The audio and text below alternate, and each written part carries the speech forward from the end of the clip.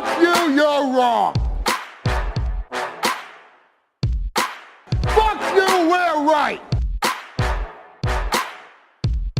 You have all made it to the dance.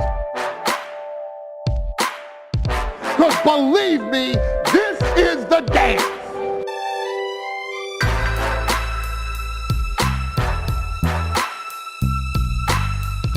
Ladies and gentlemen, it is now time for the Royal Grumble. I am your host, Graham, and sitting in the corner to my right, it's our ever-present Dan. How are you doing, Dan? All right, ever-present. You've been on... Oh, no, you haven't. Oh, I've sorry. missed one.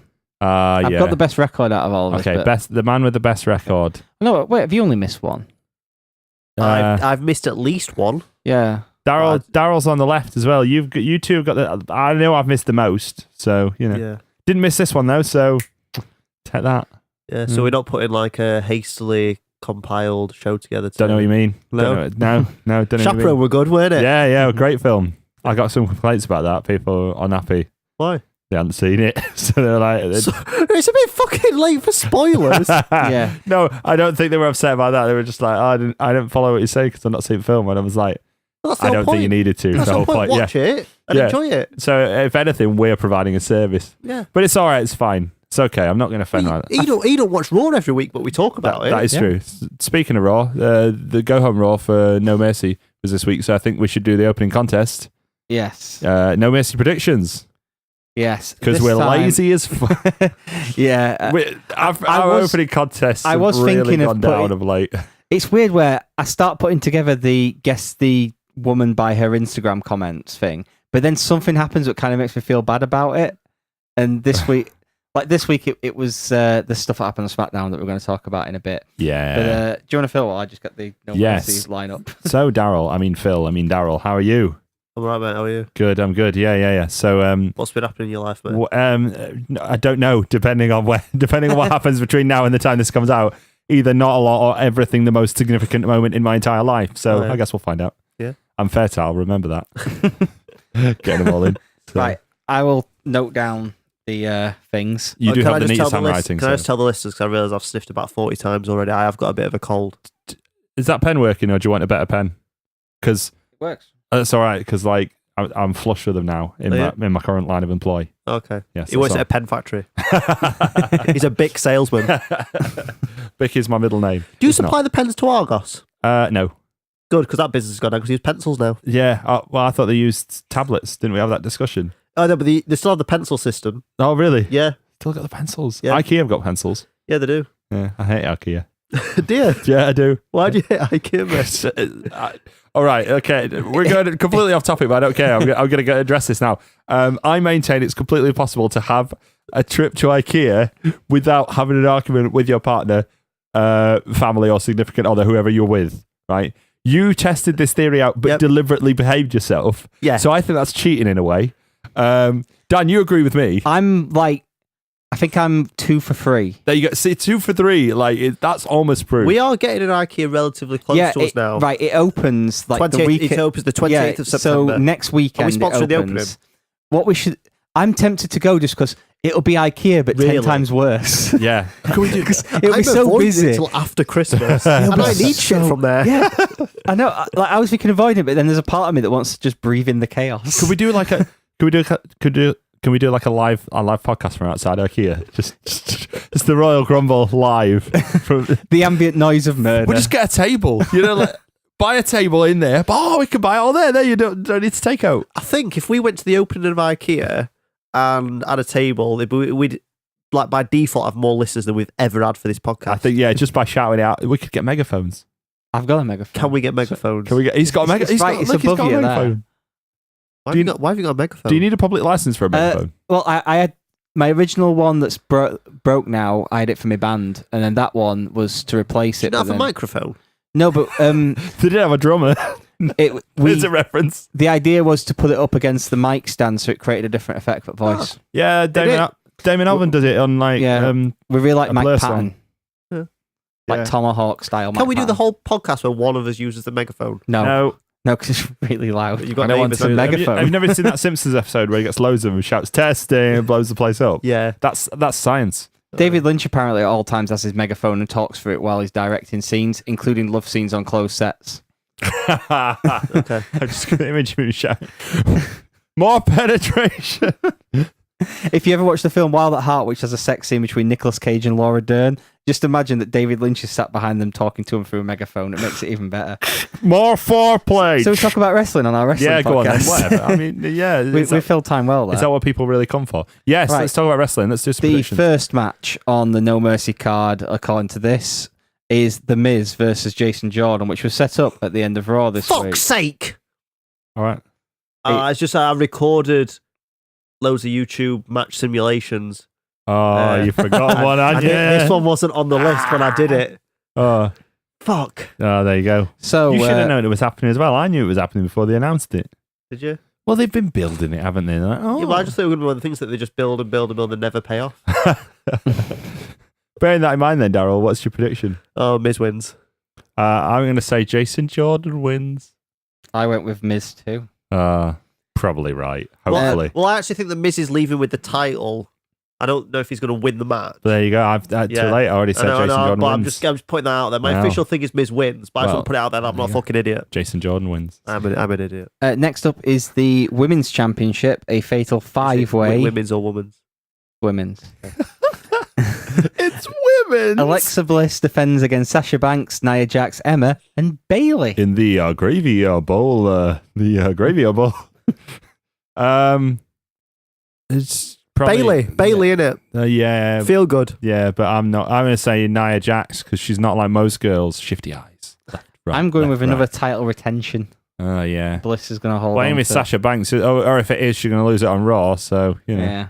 that's Neville versus Enzo Amore. Neville next. Enzo. Yeah. What? You think Yeah, Enzo's going to win? yeah, I think Enzo's going to win. Really? Yeah, But they all hate him. yeah, that's more reason for him to win. But he sells the merch. Does Even Roman though- Reigns win very often? Did you see that? By the way, Yeah, this week on 205 Live, they did a promo between the two, and Neville got cheered and Enzo got booed viciously. yeah, I saw that. Yeah, but I mean, that's the sort of people who've sat through 2 hours of SmackDown, including a racist comment, and went, "I fancy some cruiserweights now. That's what I want to watch." It's the second best thing on 205 Live. And that I'm talking that's like about 20 people because that SmackDown was not full, and by not full I mean it was pretty much empty. Yeah, but So- Roman Reigns said 4,000 the people in an buildings are fuller. 11,000-seater building, I think it was. More to the point, someone posted an excellent photo which I thought was funny. It was a picture of Jinder from the back. Jinder addresses the impact zone. It's just the camera and no one there. Yeah. About right. Yeah, Enzo wins. Yeah. And I've got Neville. No. that's... It's not Drew Gulak, so I don't care that much. Oh. Next up, Who gives a fuck about Drew Gulak? Drew me. Gulak's mom. Drew Gulak is the most And the entertaining other thing on ants from the 205 Live. colony. He's not though, is he? He is. It's entertaining. I find it entertaining. What, the no-fly zone? Yeah. Right. Well, who does flips on there that's not called Neville? Grand Because Metalik. Yeah, but no, it's don't also say who gives no a fuck. chance. And all Don't that say who stuff. gives a fuck. It is the no-fly zone already. So what Yeah. is he? Is he a face? Or is he a heel? Araya Davari also did some flippy stuff. It's a bit... Mustafa Ali does a flippy thingy. Yeah. Right, so somebody Davari and Mustafa Ali are in the no-fly zone. Grand Metalik. All right, Yeah. that's fine. Yeah. There's some terrorist joke there. some- Let's what- move on. Are we really doing it? We've got more. You know what we've got to talk about later I on. don't. No, You, don't. you You're told me right. before we went on air that there's a racist comment, and I've not heard it. Well, is that why you're wearing your outfit? Finn Balor versus Bray Wyatt in the Battle of Who Could Care Less. Finn Balor next. Yeah, probably Finn Balor. Balor. Good. He wrestled Goldust this week, didn't he? Did Bray Wyatt? Yeah, he did. Yeah. No, Dustin Rhodes. Was it Dustin Rhodes? Yeah. Why did he have Goldust jumpsuit on? Didn't wear his paint. Why do you have Goldust's music and the entrance video that said He Goldust? should just come down as the natural Dustin Rhodes. Yeah, not going to happen in WWE, is it? It should have been WCW era American Nightmare, like WCW 2000 era Dustin. Yeah, I know All that. Black I know Rain. that his brother's got that nickname too. That's a but good idea, American they've Nightmare. Someone technically should got the use it. copyright on it. Have they? Well, it was in WCW and WWE owned the I hope they don't piety even realise. stuff. And someone partway through something goes, hold on. You're telling me that people in WWE don't remember the legendary feud between Terry Funk and Dustin Rhodes? Yes. Where Michael Hayes just- has invited Cody Rhodes to a show. Have you seen Oh, that? Yeah, he did, yeah, yeah. We'll, Are we get talking- we'll are be we- getting to all that right. later. I've Yeah, not we'll- read the menu. We will address it, don't worry. Next up Maybe. is Ambrose and Seth Rollins versus The Bar. Well, I fucking hate the bar. The bar. And I'm really holding out for that Shield reunion, so Ambrose and Seth Rollins. Yeah, and Rollins. Shield. I'm just going to write Shield because it's easier. So there's 3 picks that if they're right, we're a waste, and if they're wrong, we're also a waste. I've Good. spelt it different Next, there in you each column there. Next up is the big match that should be on a WrestleMania, but is on No Mercy instead. John Cena versus Roman Reigns. Cena. Reigns. I'm going to go Cena. Oh, Roman Reigns. Trying to find new ways to, Jinder Mahal and all them. And the main event is Braun Strowman versus Brock Lesnar. Go on, Daryl, come on. You know what you want to say. You know what you don't want to say it, but you know what you want to say. Let's go Braun Strowman. Oh, there we go. Dan, who are you going for? I think Lesnar's retaining. I'm going to go for Brock Lesnar. I'm going to stick with my I think you're right. with my boy. No, I hope I'm wrong, though, because I want Braun to win it. Yeah, I want Braun. He's not finished with the title yet. He's never finished with the title. You mentioned... You do know they're going to do a shitty non-finish on that, don't Probably, you? yeah. It's going to be somebody getting speared through a barricade, isn't it? Oh. Neither of them do the spear. Well, it don't matter, does it? Roman Reigns just comes down, does only the spear through the barricade and walks back off. He Could has be to that. top the throwing tables and stuff on him from last month. So if they're going to do a match stoppage, it has to be better than that. Maybe But it is can- No Mercy. Yeah, but that was no count, no DQ and all that match. So if you Yeah. think about it, that was easier. It should be a good show. It's very weird that a lot of these matches are happening at this show. Yeah, it's almost like they're trying to get people to watch these pay-per-views that have kind of been shit recently. Yeah, which I guess isn't. I mean, realistically, that's not a bad idea. But Yeah. the problem is then you're throwing away long term for short term gain. I don't know.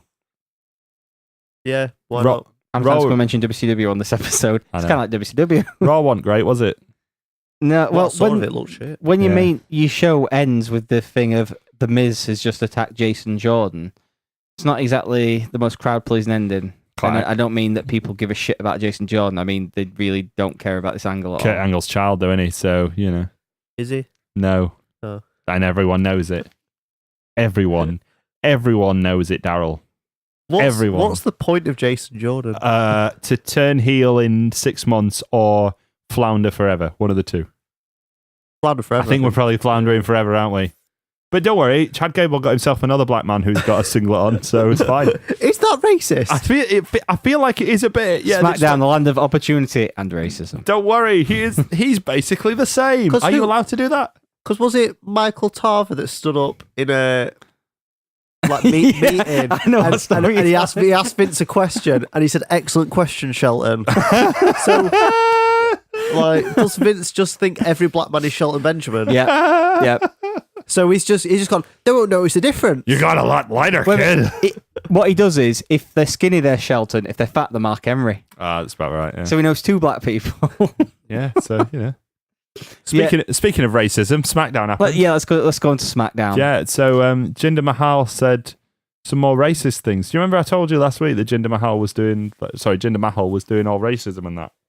And he was like, oh, here's some racist jokes. Oh, look at his funny eyes. And I'm not even kidding. I'm sure he mentioned his eyes at one point. And then he was like, oh, look, all his faces look the same. Oh.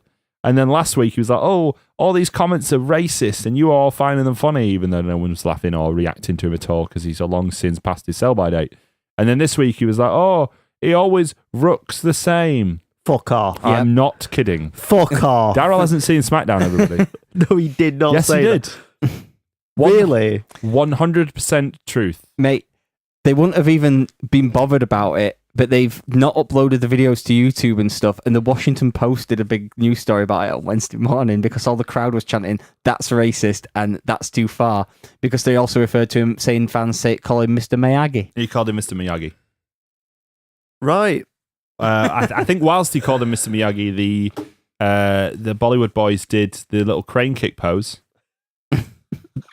That is funny, though. That tickled you, that didn't it? Because I can imagine them both just stood behind him doing it.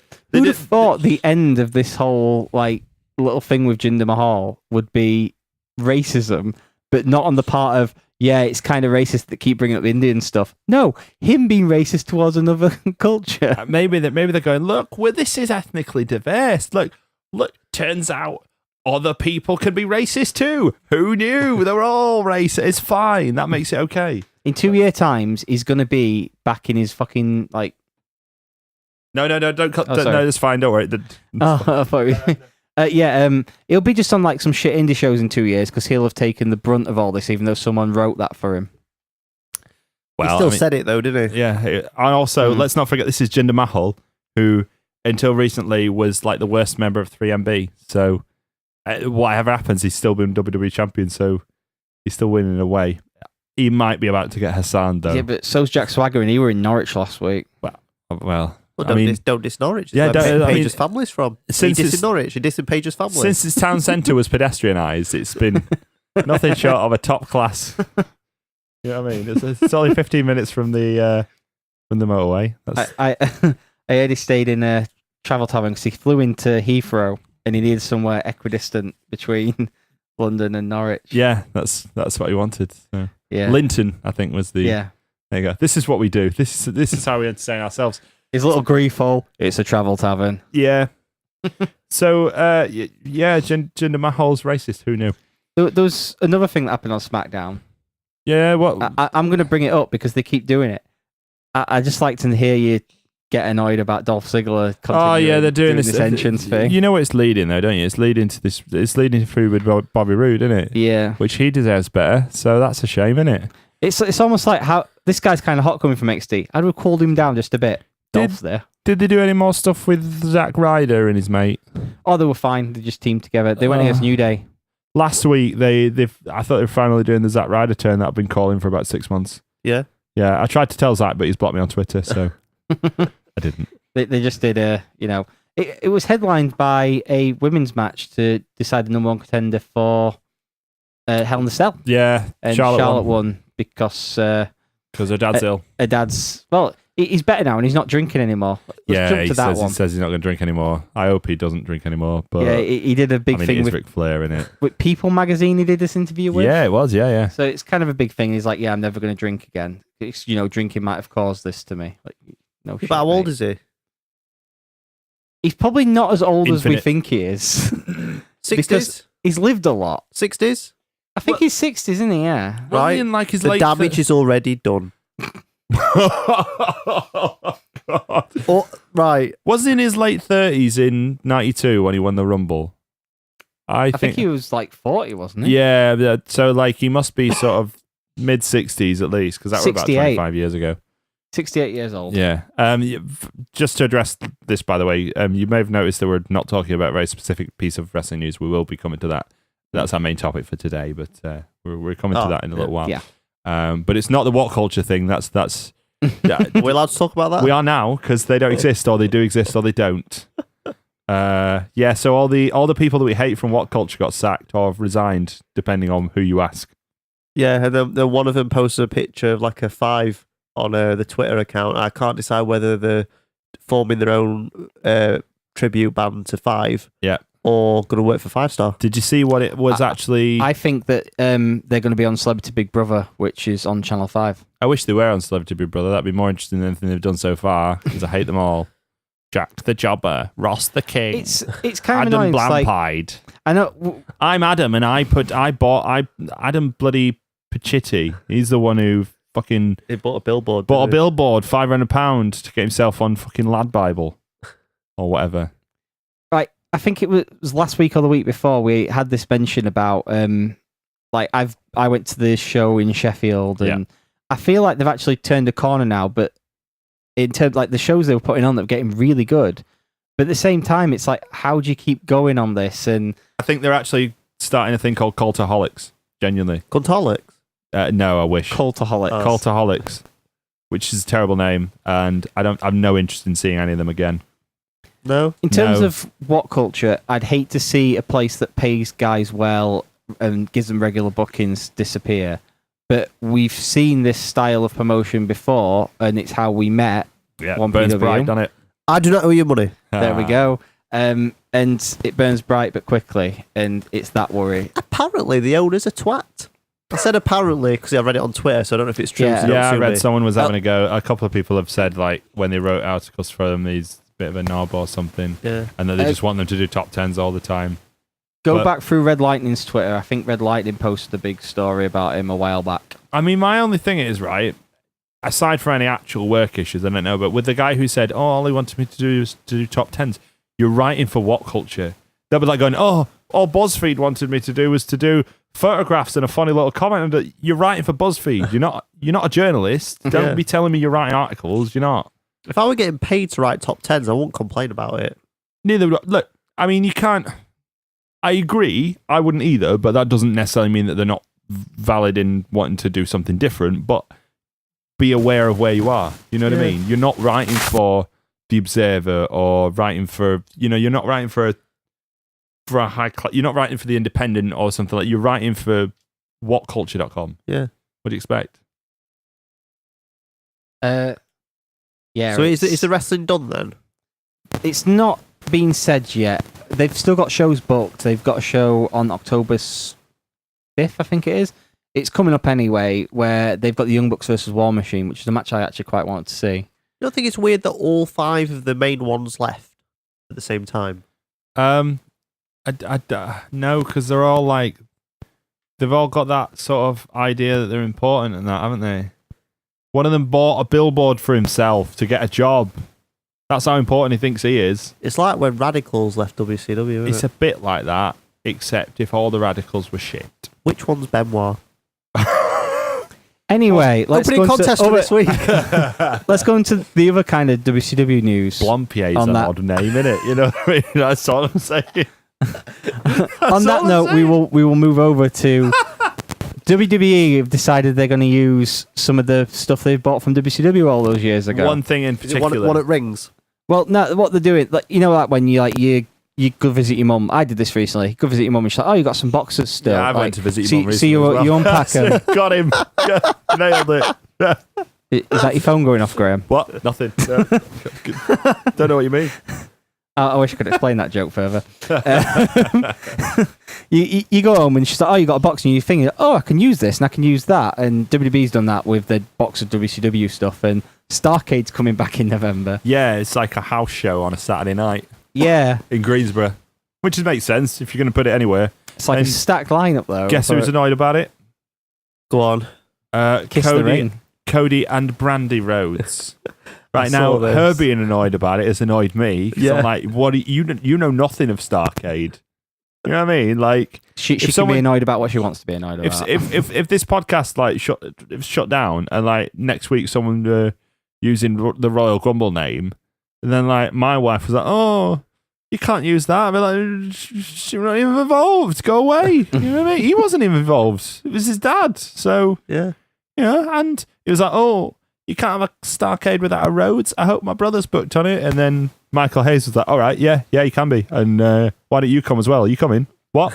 You're not coming? Oh, kiss the ring.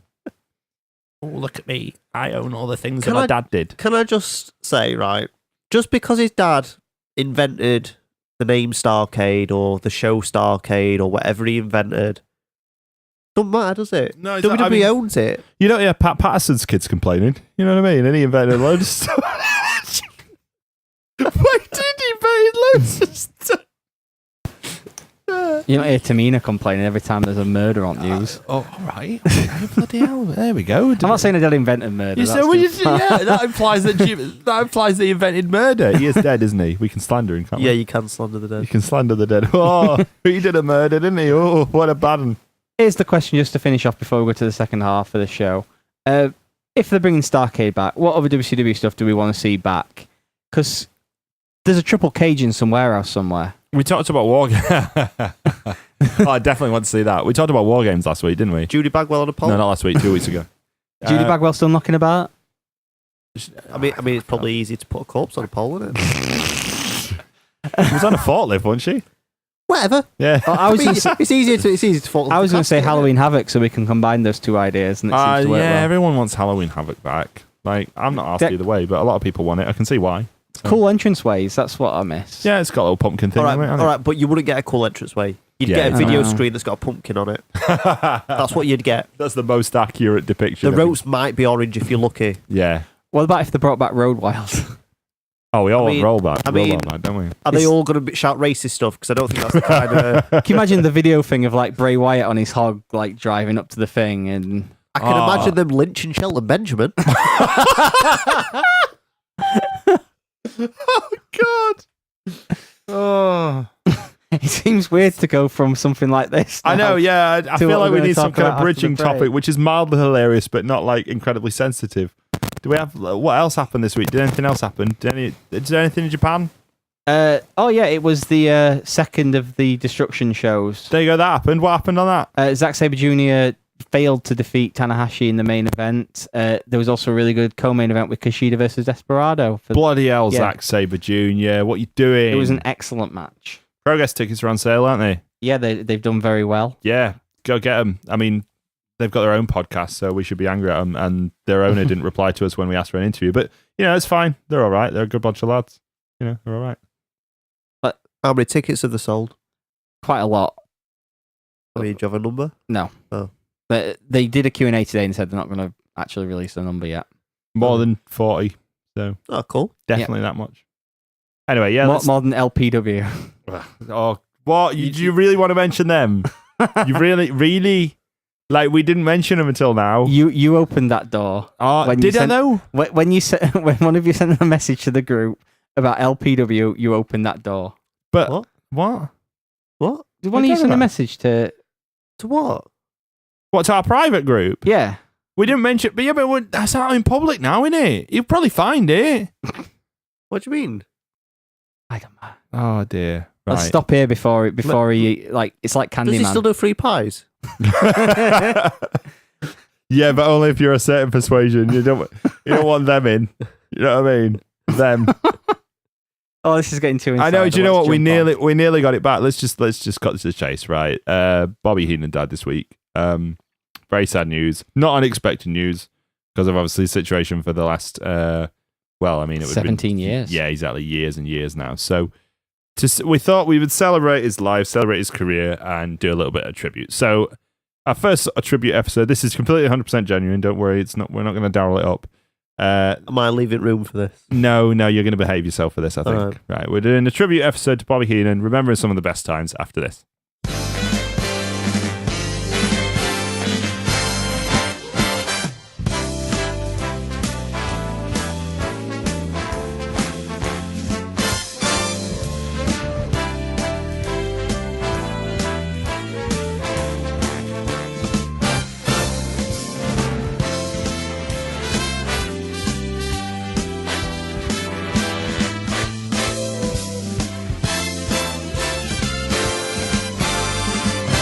And we're back with the tribute episode to Bobby the Brain Heenan. So, Dan, you've got a fair amount of notes here. Daryl and I are going to sort of try and fill in as much as possible. Obviously, where do you want to start? I was gonna start with the first time we all saw Bobby Heenan because, like, I'm from the generation where he was more of a color commentator. He wasn't really managing at the time, and you guys came into it a lot later than that. Mm-hmm. So, like, the first time I saw him on TV, my first ever show was WrestleMania 9. Yep. And he came out to do commentary on the back of a camel, but backwards. Screaming, just like they put him on the wrong way and just getting annoyed at everything. So, Macho Man had just come out before him, like, carried by people and being fed grapes and stuff. Yeah. And then Bobby Heenan follows him out on a camel backwards. And just from that moment, you got a good idea of what type of character he was. When I was younger as well, I always used to rent the Wrestling Challenge videos and stuff, and eventually ended up just given them from my local video store because I was the only one renting all these videos continuously. Did you? So I got to hear a lot of, like, when Bobby Heenan first started doing lots of color commentary and stuff, and I just really, really took to this guy who was just so silly and brilliant. Like, for a young kid, like, hearing this guy on commentary was just the best thing. It's funny, like, because obviously he was a manager for years and years before that. Before it's even in the WWF, but before that, AWA, a whole bunch of places. And yeah, the main thing that a lot of people will think of him is as a color commentator, but it just shows that he was a sort of an all-round entertainer, wasn't he? Yeah, a lot of the tributes coming out to him about how he was one of the funniest guys, like, ever. Like, not just in wrestling, he was just this type of guy who should have been doing things outside of wrestling, but just never quite did it. Do you guys have like a first memory of him, or? Well, I can tell you what my first memory of him, because he was on the first video that I ever bought, which wasn't, obviously it was 2001, wasn't it? So the first time I saw Bobby Heenan was on WrestleMania 17. He was the color commentator for the Gimmick Battle Royal, along with Mean Gene. Now, I imagine, I don't know how long Monsoon had been dead by then. Monsoon died in 97 or 98. So he'd been dead for a while, right? Okay. Because I was just thinking, obviously, if he'd still been around, that's who they would have got to do the commentary rather than Gene Okerlund. But for some reason, they chose to do Gene Okerlund, presumably because I guess that's the first time they'd have him back after WCW, wouldn't it? Yeah, and they had a big, like, long history together. They were in AWA together, WWE together, WCW together. Yeah, but I mean, the simple fact is that people know, obviously, Gene Okerlund wasn't generally a play-by-play guy. In fact, he's generally said to be quite a poor commentator, apparently. But that wasn't the point of this. The first thing I remember about Bobby Heenan was, first of all, the theme music that he came out to was just, it's a throwback, isn't it? It's that sort of, like that type of Carson-esque music, well, it was the Heyman literally calls him the Johnny Carson of professional wrestling and says he was the greatest manager besides me to ever perform in the business, which is a great line by Paul Heyman, by the way. But he comes out and, I don't know if this is what you're about to mention, but some of his lines are hilarious. The Iron Sheik's walking to the ring, like stumbling to the ring, because he's in a poor state. The Iron Sheik, by the way, if you're not aware, wins the Gimmick Battle Royal at WrestleMania 17 because he told them on the day, "Oh, I can't go over the top rope, right?" And they were like, that's really. He's like, "No, seriously, medically, I can't go over the top rope." And so rather than having him just not be in the match, they decided to have him win the match, but actually had Slaughter come back in and get the heat back later. Because the Iron Sheik couldn't go out of the ring. Such a fucking carny, always do a job. I know. But anyway, he's wandering down to the ring because he's in this state with the Iranian flag or whatever. And Bobby Heenan says, by the time Iron Sheik gets to the ring, it'll be WrestleMania 38. It's great. It's a grand line. Was your first time seeing Bobby Heenan and probably the same match? Or? No. I first saw WrestleMania 10 from memory. But for some reason, something that my dad used to work with, I don't know if it was him or his kid, stopped liking wrestling. So he gave my dad like a few wrestling figures. This really cool casket that he made out of wood, actually. Not a life-size one for wrestling figures.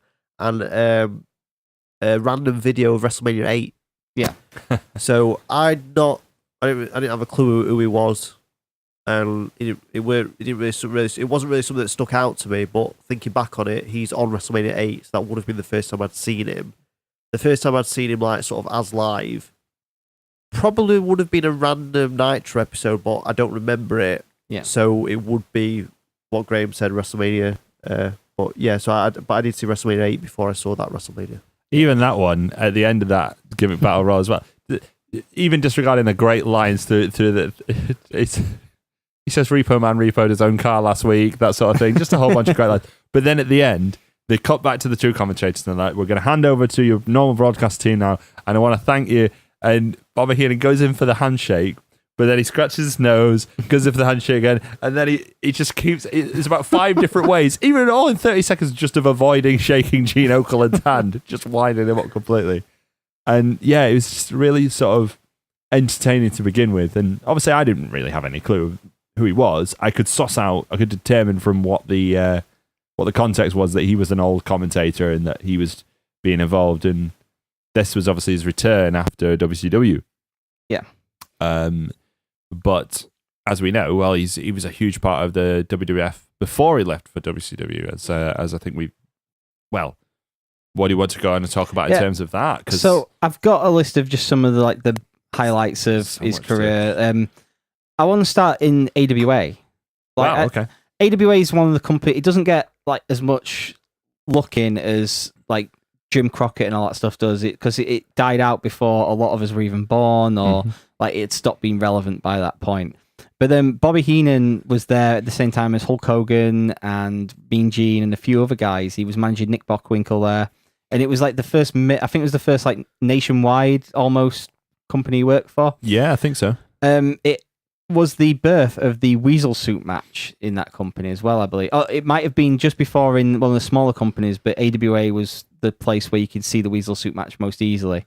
So back in the days when he was feuding against the Bruiser, I think it was, or it was the Crusher. I can't remember which one was which at this moment. I think it was a Crusher. Yeah.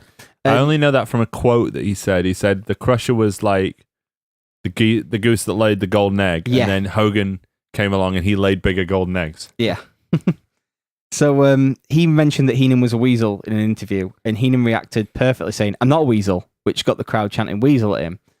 And it carried on this thing that lasted his entire career, where he'd accuse people of calling him a weasel when they didn't, just to like get the like. He'll be talking to Mean Gene in an interview, and he's like, "Did you just call me weasel?"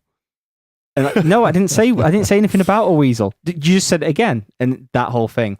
So they did the Weasel Suit match in AWA, which was the idea that Bobby Heenan, like the thing with Bobby Heenan was he was became a manager later, and that's what was one of the great things about him, that he wrestled like a manager and managed like a wrestler. Yeah.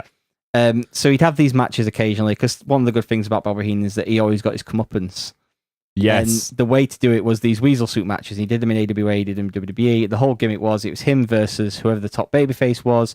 In AWA, he had one of these matches against Greg Gagne, who they were really pushing at the time. Oh, God. And the idea is whoever loses gets put in a weasel suit, which, of course, Bobby lost every single time. Yeah.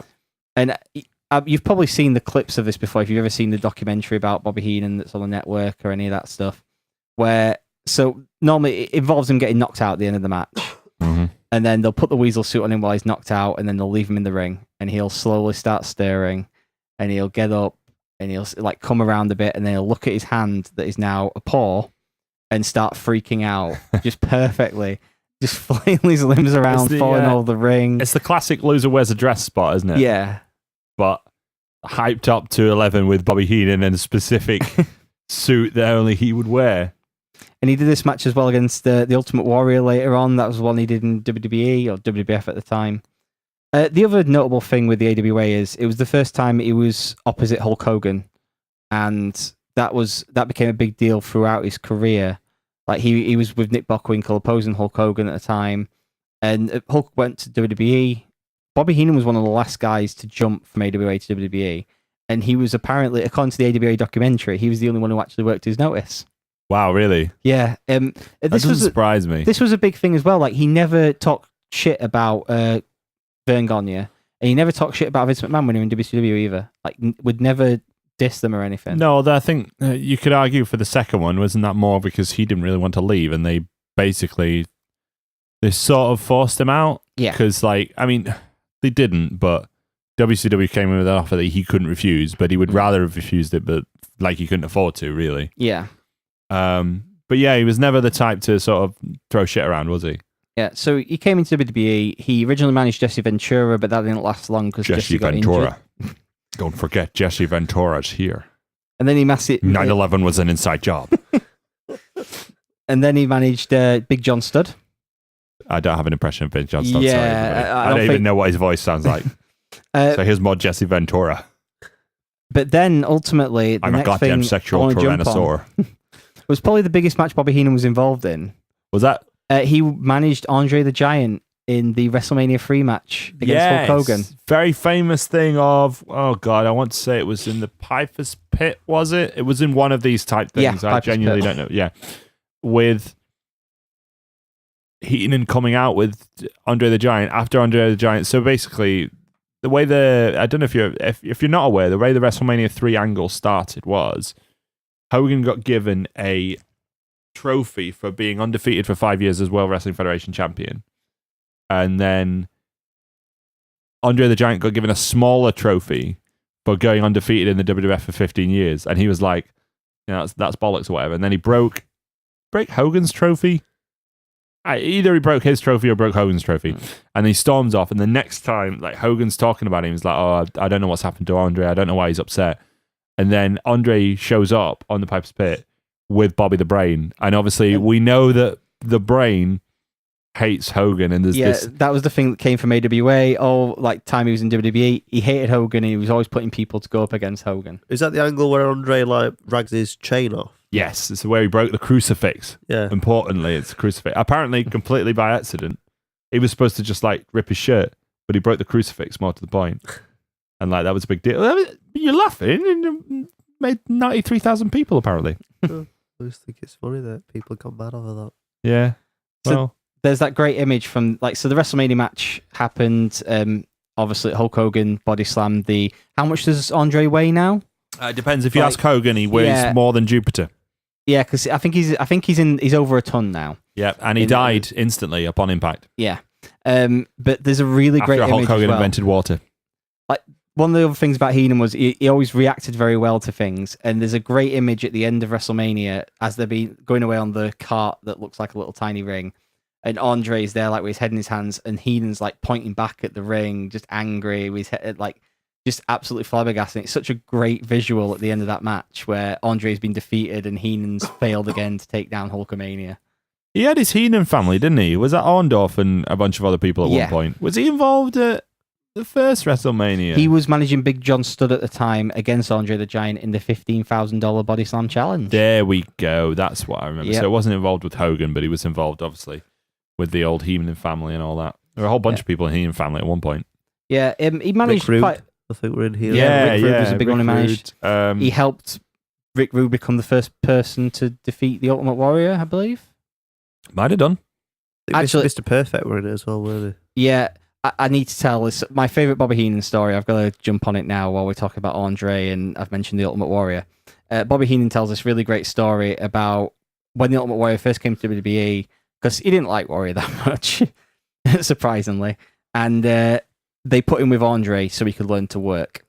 Andre loved to do the spot where he'd get hit and then fall back into the ropes and get his arms tied up in the ropes. So he just said to Warrior, just hit me, I'll tumble back, it's fine.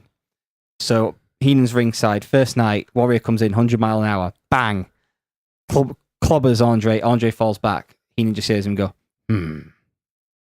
Second night, 120 mile per hour, bang, Third night, Warrior comes in 150 mile per hour, Andre puts his fist up.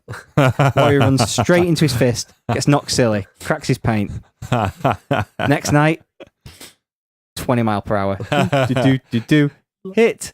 Andre, nice back into the ropes, turns around to Heenan and goes, he's learning. It's my favourite Heenan story. Like that and the story of a guy who threw a penny at him on one of his threw like a coin or something at him and busted his head open at the back. Right. So this is back in the days when so wrestling was like still protected and everything. This is way before he was in WWE. So he was managing on the show and someone threw something at the back of his head and cracked his head open at the back. Hit Heenan's head. Yeah, hit Heenan's head. So the police managed to see the guy and drag him backstage, and what they used to do to those guys is let the wrestlers at them. So I can't remember who was with him, but so they get him up against the wall and they go to Heenan, do you want to take a shot at him? So Heenan gets ready to clock him in the face, and the guy who's with Heenan punches him in the stomach first. So he doubles over, and Heenan just punches the wall straight off.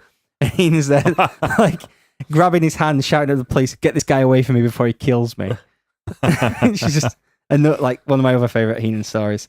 The next thing I want to go on to, because it was in 83, I think it was, when he broke his neck in a match against Anita, who was retiring this year, which is mental to think that time span exists. But he never really got it sorted. So just to interrupt you, but in the timeline of his career, where's 83? What is he, AWA? Yeah, he was. This is just before WWF. So is he... I know you said it's in a match, but is he a full-time wrestler at this point? Or? No, he was managing, but doing the occasional match, like for guys to get the heat back on him, type of thing. So he broke his neck in that match, but he never really got it resolved. So it led to, in the early 90s, him having to step back and do colour commentary instead. Before that, he got to manage Ric Flair briefly, and he was the guy who brought Ric Flair into the WWF. Well, it's so funny. Like these days, you would never put them together. Yeah, because and it's similar to the thing with Nick Bockwinkel, as you mentioned before. You would never put them together because they can both talk. So why did they all need to be together? But back then, it was like, well, this is a natural fit. Yeah. So and it makes sense. He's a main event manager, and to have that guy attached to you pulls you up to the main event and shows you you're a big deal. Yeah. Whereas now, not that you needed that with Ric Flair anyway. Yeah. Whereas now it's put a mouthpiece on the guy. It's almost like we know Brock can talk, but Heyman can talk for him. Yeah, it's not the same thing. Yeah. Because Brock can talk, but You just don't when want they when they script him, he's shit. When he just sits with a camera in front of him and he's just like he goes off on one and then he's good. Yeah. We saw that when he were in the ring and he was stumbling over his lines. In fact, it's the famous one where he went backstage and said to Vince, "You need to call Paul." Yeah. Like that's you just know Brock Lesnar's not as good as we think he is at talking. So he introduced Ric Flair by bringing out the WCW title or the NWA title, whichever one it was, the NWA title, and saying this is the real world championship, and the real world champions come in, and eventually introducing Ric Flair. He didn't get to manage him that long because his injuries caught up with him, and Mr. Perfect took over at that point. A modern comparison, it would be Paul Heyman and CM Punk. Yes, I think. Yeah, that'd be the better one In terms of talking ability, putting them together. So this led to colour commentary, and Do you think they put like Curtis Axel with them because they thought it would make him like Kurt Hennig? Maybe. Yeah. That might be Vince's That didn't work, did it? logic. Is that well? Remember, like you had Heenan with Flair, and then they had Hennig with them, didn't they? So what we'll do is we'll get Heenan and we'll get Heyman and we'll get Punk and throw a Hennig in there. Go for it. And it's like, Curtis, can you do the towel thing that your dad could do? And he just can't. No. He just can't do it. He's got an irrational fear of towels now from practicing. Why am I not as good as you, Daddy? So this goes on to Heenan. He'd been doing some colour commentary at this point. This is where he took on colour commentary first time. And the most notable thing of his colour commentary is his partnership with Gorilla Monsoon. And if anyone's ever seen clips of Gorilla Monsoon and Bobby Heenan together, you know already. If you haven't, please go and watch footage of these two. Well, I mean, there was plenty on Raw already. Like, so they used to host Wrestling Challenge together. And some of the amazing stuff they did, because they'd shoot like studio footage of those two at a desk introducing matches they've taped around the country. And then they do out of studio episodes occasionally. Like before WrestleMania 4, they went to Trump Plaza, because that's where the show was held. And it was Bobby Heenan like getting annoyed because his room wasn't ready. He apparently booked out the whole like floor of penthouses, and they're like, "No, we haven't got a booking for you, Mr. Heenan." And then Gorilla Monsoon just says, "Oh, you can stay on my roll away in my house, in my hotel room." They did a lot of stuff, and they had a really great chemistry together, and it was just absolutely amazing to listen to, because I feel like something's missing from WWE nowadays, where it's hosts that. I know this has been mentioned about old wrestling a lot of times before. You had hosts that were kind of like, the guy was like, "Oh, hi, welcome in, grab yourself a seat," that type of host. Whereas now we've just got, See, you make it sound like it's someone with a book at the fire with a. That's what it felt like. Oh, hi! I didn't hear you come in. That's what it felt like. Welcome to the wrestling. Gorilla Monsoon's the guy who was doing that, and then Bobby Heenan's the guy wisecracking at the side like, "You look like an idiot." And it was just such a wonderful partnership, and I think it was benefited by the fact that they were such good friends as well. Yeah, they were amazing friends. And even up to, I'm jumping to when he left the WWF, they wanted to give him a nice send-off. And he was like, "No, Gorilla should throw me out of the building." Yeah. That's why he left Raw the way he did, where he was insisting, "Don't give me a nice send-off. I'm a bad person. Gorilla Monsoon needs to come out and say he's had enough of me and throw me out of the building." Which leads to that amazing clip. Like, go watch the last episode of Raw he was on as well, where Gorilla Monsoon comes out, grabs him by the scruff of his collar, and drags him out and throws his bag out. And Heenan's just stood there in the cold, picking up toilet rolls. Doesn't he then try and get in later on? Oh, that was the first episode of Raw. He wasn't booked on it, so instead it's him trying to sneak into the building. There we go. Just as a rabbi, as a woman. Just all this great comedy stuff. The other thing with the Gorilla Monsoon thing is they were so good together that Vince McMahon was like, "Well, there's something with Heenan. We need to give him his own show." So they did a thing for a little brief period called the Bobby Heenan Show. Uh-huh. And it was, so Wrestling Challenge was on for 2 hours on the USA Network. And Vince didn't tell the USA Network he was doing this, but he was knocking Wrestling Challenge down to an hour and a half. So the last half hour could be the Bobby Heenan Show, which is a variety show with Lord Alfred Hayes as his announcer guy. He had another kid with him to be like the sidekick, and then he had these three large women who had been part of him and Monsoon's gimmick quite a lot as the comedy figures on the show. And it was a variety show with Bobby Heenan hosting it. And how did USA react to that? Not well, actually, because the ratings dropped during those segments, and it's really sad because Heenan was perfect. It was kind of one of these, it was a Vince idea where it was like, you know what would be great if Bobby had his own chat show, and they just jumped at it and did it without really thinking it through.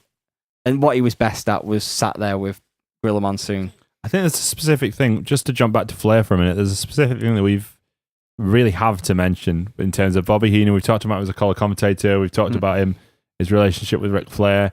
It's often cited as the best Royal Rumble in history. Yeah. Probably because of him, it's the 1992 Royal Rumble where he's on commentary. Heenan doing the best sell job ever. Was it Heenan who went to Vince before the match as well and said Flair should be number one? And Vince said he can't be number one because no one would believe someone coming in at number one and winning. Of course, they did that 2 years later, or 3 years later with Shawn Michaels. Yeah. But at the time, the real greatest wrestler of all time. he said he's still drinking now, Shawn Michaels. I bet he is. Probably. Yeah. Like, Jesus doesn't stop you from drinking. He prays though, doesn't he? I always remember the promo he did Pray with for CM more Punk, wine. where he's like, we're the same, we don't drink, we don't do drugs, and Punk just goes, anymore. That's the best thing. Anyway, so Flair comes in at number 3. Shawn Michaels has the same amount of significant strikes as CM Punk in the UFC. Don't forget that. I think Undertaker might have more, because didn't he like at least raise his hand once in that interview with Brock Lesnar? Did he raise his hand at Brock Lesnar? Right. No. He didn't. He kept his hands firmly by his side. And, if you still want to go, You want to do it? Yeah. That's what I said. Yeah, and they did it, and Brock Lesnar fucking beat him, and everybody cried about it. We were in a fucking bar, and they left. People left. Anyway, Rumble 92. It's fake. Heenan, Right, spoilers. Heenan makes Flair's run in this Rumble. It's not fair to Flair. It shows like how good Heenan was as a color guy. He did this again later in his career in WCW, but we'll talk a bit more about things. I want to go into WCW briefly before we close up. This Rumble match is the Heenan, like everyone, like we all remember him for his funny stories and everything. This was the match where he was just like so biased towards Flair and cheering him on. He says as much at the start. He said, I can't be biased, and I can't be unbiased in this. Yeah. Which is amusing in itself because we know he's never unbiased anyway, but he actually openly says it. He's like, I can't be unbiased in this match. He's cheering at the end of the match when Flair finally does it. Well, him and Hennig are there with that great Flair promo. Yeah. With the blood down his face, as, you know, with every Flair promo. Does he have blood down his face? Actually, he might not do. No, he's definitely got a tear in his eye, though. He definitely has a tear in his eye.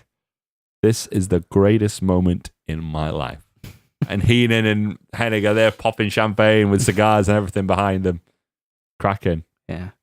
There was one more great commentary job he did in WWE before leaving, which was one I mentioned to you previously, Survivor Series 93. Yeah, Daryl, you'll especially enjoy this because of who it targets. So the match is the Hart family versus Shawn Michaels and his Knights. It was supposed to be Jerry Lawler and his Knights. Why was it not Jerry Lawler and his Knights? We talked about this very early in the podcast. We did. Maybe like entrant 5 or 6. It's one of the classic ones coming up on YouTube soon. I uploaded it the other day. So Bobby... it's called Allegedly. Yeah. Jerry Lawler had been accused of doing something not very nice to a girl not very of age. Allegedly. So they replaced him with He's not Shawn dead Michaels yet. in the match. He did die on the air, but we can't slander He him. didn't stay dead. That's the problem. So the I say match... problem. There were a brief window of opportunity there where we could have slandered him. Well, whilst he was like, sucking air, and like, oh, no. So anyway, this match has the whole Hart family there.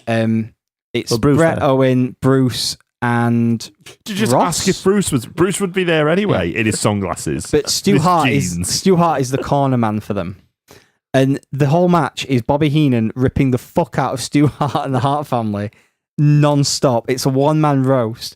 Also, earlier in this show there's a really great little bit where they're talking about another match, and Bobby Heenan, with no problem whatsoever, because they're talking about Bastion Booger, goes, I pick Booger.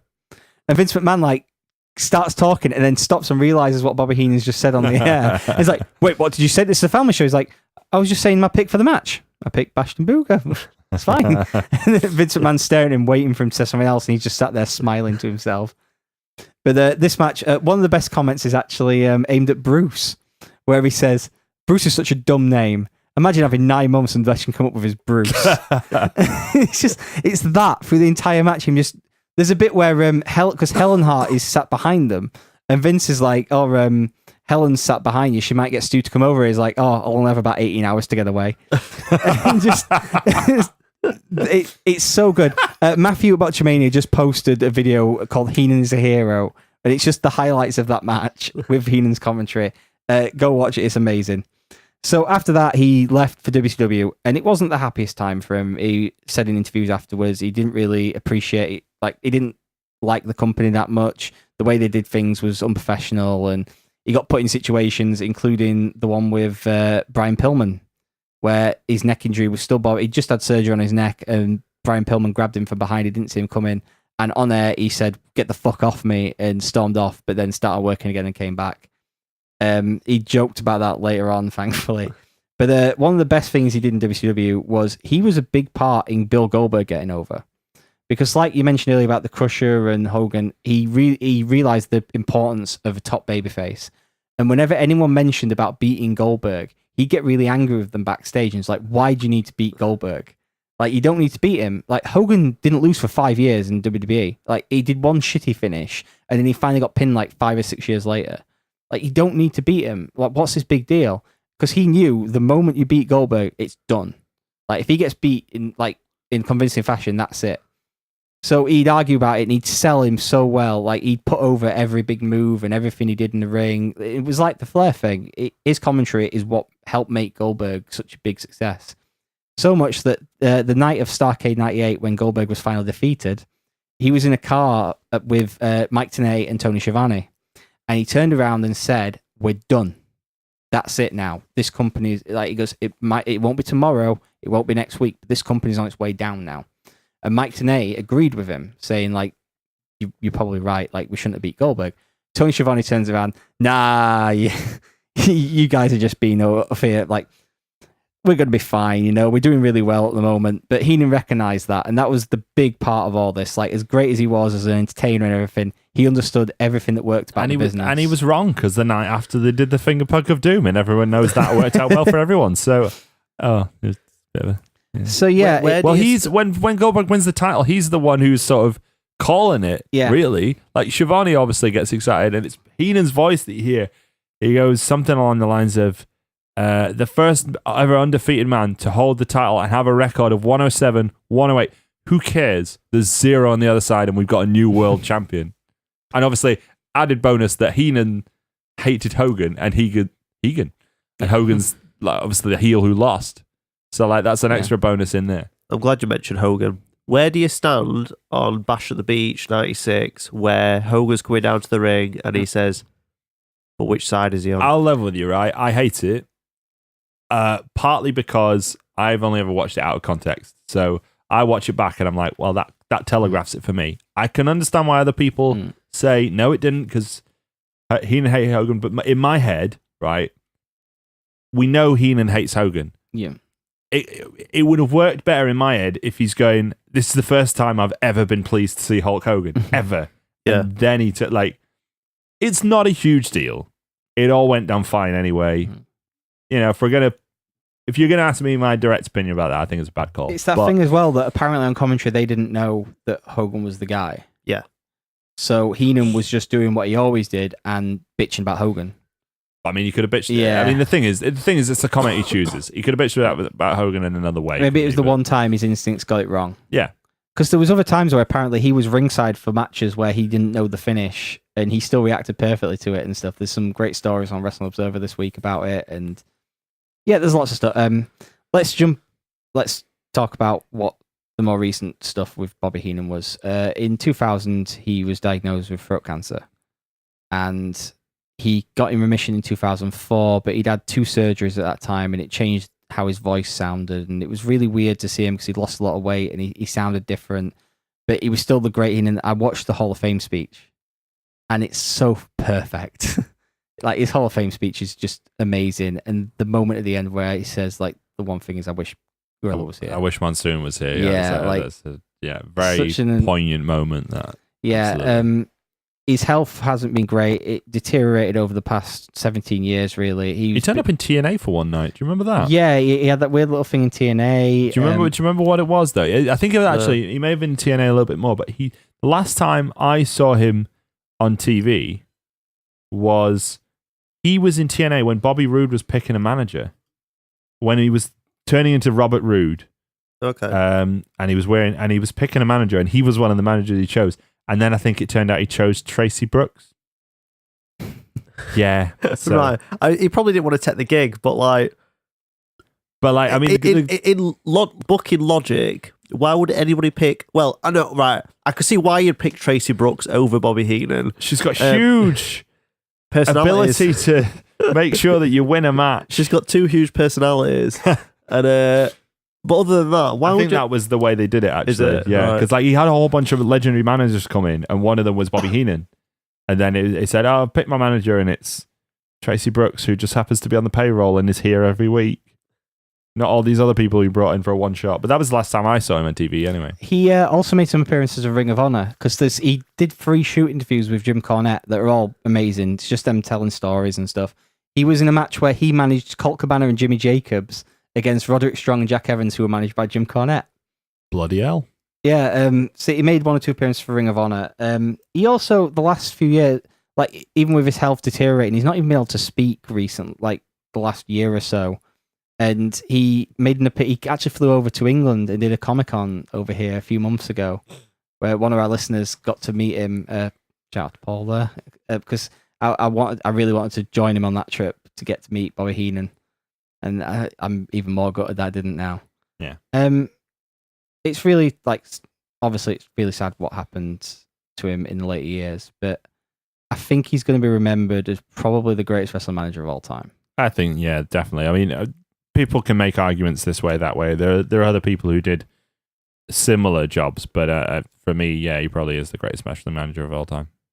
Sorry. Can we, if we don't got anything planned next week, can we do a list of good wrestling managers? Don't have to be like a top 10 necessarily. Can we just talk about good wrestling managers next week? Well, your boots, lads. Well, Yeah. we've got his number 1 here already. Well, yeah. So that's why we're not going to do a list, because we know what number 1 is. The best of the rest of wrestling managers. We can still mention some good Bobby Heenan shit, Yeah. but we've kind of done a full show on him. So, like, we do some good wrestling managers next week. Yeah. If I were you, I'd go out and watch as much Bobby Heenan as possible. I've been watching tons this week, and even like the past few weeks, someone's been uploading the shoots with Jim Cornette and stuff, and I've been watching those like on my dinner out at work and stuff like that. And this week's given me a good excuse to go back and watch everything. He was amazing. And why don't you recommend something to us that's not Royal Rumble or not that Survivor Series that you spoke about? I'd go back and watch some of the wrestling challenges he did with Grill Monsoon, just for his like little things in between. There's some like best of videos on YouTube where you get to see like little clips of like odd bits. Just watch episodes of Wrestling Challenge and fast forward through some of the shit matches and just watch him and Gorilla.